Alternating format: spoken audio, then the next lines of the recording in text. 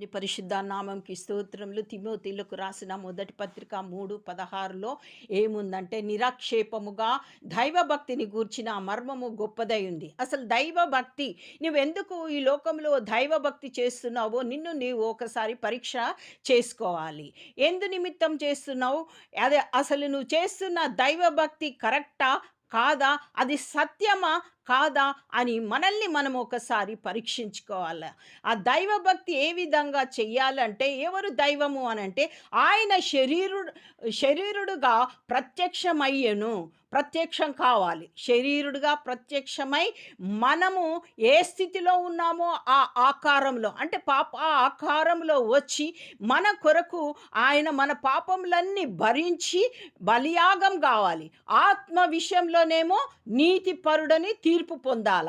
దేవదూతలకు ఆయన కనబడ్డాడు. రక్షకుడని జనమంతా ప్రకటించబడింది. లోకమందు అనేకులు నమ్మినారు.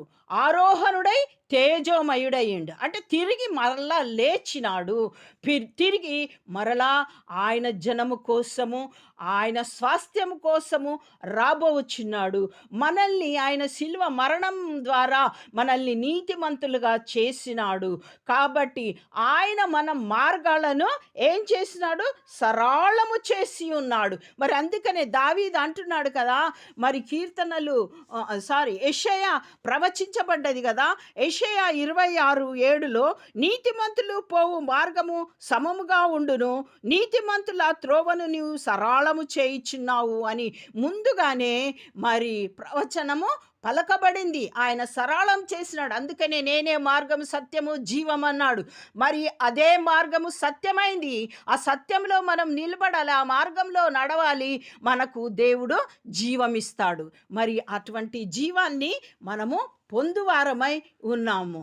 యెషయా 26:2లో సత్యమునాచరించు నీతిగల జనము ప్రవేశించినట్లు ద్వారములను తీయుడి, ద్వారాలని తెరవాలి అనేసి యెషయా పలకబడింది. మరి ఆ విధమైనటువంటి ద్వారాలుగా నువ్వు నేను ఉండాలి. క్రైస్తవులు ఉండాలి. ద్వారాలుగా ఉండాలి. ద్వారం మూసేవారిగా ఉండకూడదు.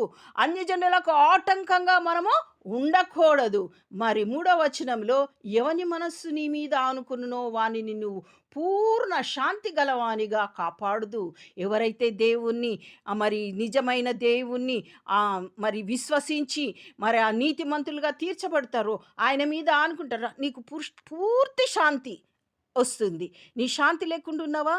ఇదిగో ఇక్కడ ఉన్నాడు నిజదేవుడు. ఆయన సత్యవంతుడు. ఆయన నిన్ను నమ్ము.